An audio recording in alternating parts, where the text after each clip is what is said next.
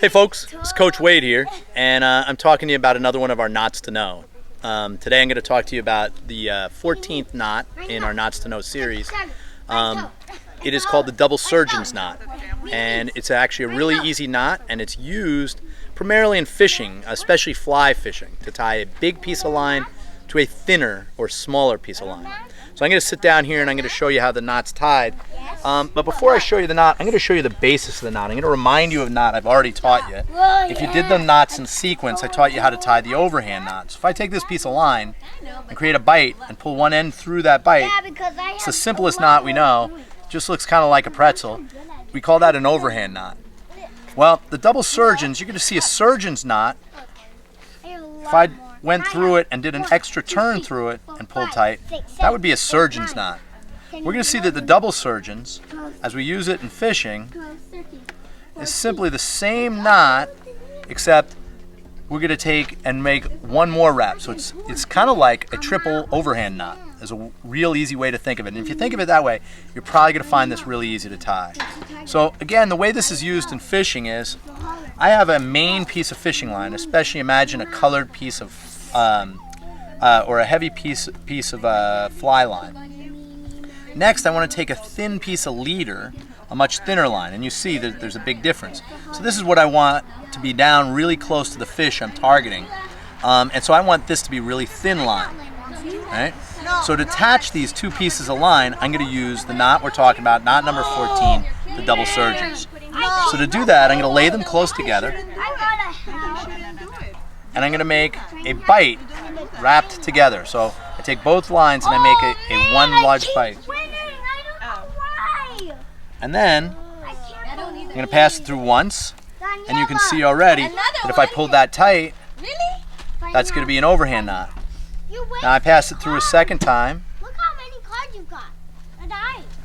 and that's going to be a, and that would be, if I pulled that tight, that would be a surgeon's. We're going to make a double surgeon, so I'm going to take both ends of the line, I'm going to pass it through one more time.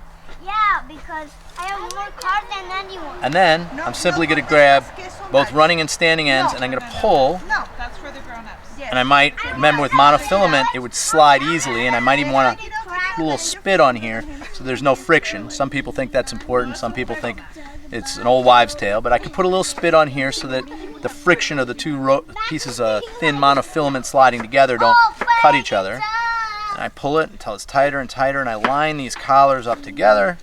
Pull tight.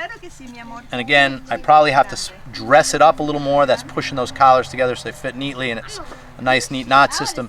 I have to do that more with braided line than I would with the monofilament that slides nice and easily. But that is our knot. And we've attached two ends together. And again, imagine that with monofilament. So I'll tie that one more time. And I'll just take a second and pull it off, pull it apart here. And if you look at how it pulls apart, I'll probably give you, again, a real sense of how it's really just a triple overhand knot. Is a great way to think of this. Okay, so I got my thick piece of line, I lay that out. I got my thin piece of line, my leader, which I will eventually tie a hook to. And I lay them next to one another. And now, grasping both ropes, I make one bite. I'm going to do it closer here. Okay, there's my bite. We'll make you one, Victor. Do you want cheese on it? And now I'm going to take my two ends of the line together, and I'm going to wrap through there 3 times. Once, that's equal to a overhand knot.